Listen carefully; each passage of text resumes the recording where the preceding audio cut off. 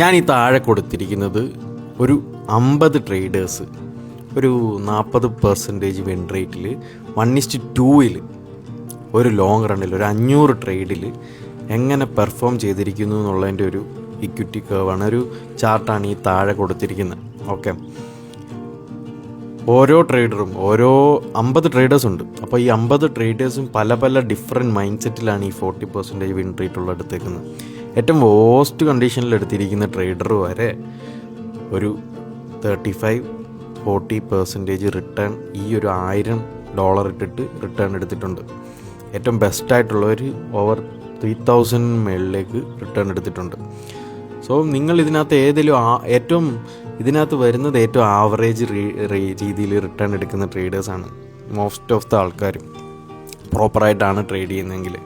So നിങ്ങൾ എപ്പോഴും മനസ്സിലാക്കേണ്ടത് നിങ്ങളുടെ കയ്യിൽ ഇത്രയും നല്ലൊരു വിൻ റേറ്റ് ഉള്ള സിസ്റ്റം ഉണ്ട് എന്നുണ്ടെങ്കിൽ ലോങ് റണ്ണിൽ എയിം ചെയ്യാൻ പറ്റണം.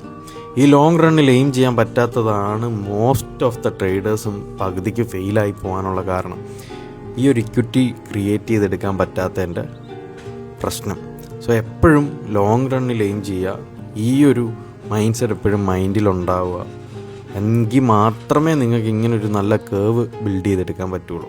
ഞാൻ ഈ രണ്ടാമത് കൊടുക്കുന്ന ചാർട്ട് എൻ്റെ ഫുൾ ഡീറ്റെയിൽസ് ഞാൻ ഡിസ്ക്രിപ്ഷനിൽ കൊടുക്കാം. നിങ്ങളത് വെച്ച് കമ്പയർ ചെയ്ത് നോക്കുക.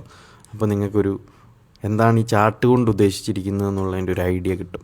ഓക്കെ, ലോങ് റൺ എപ്പോഴും എയിം ചെയ്യുക.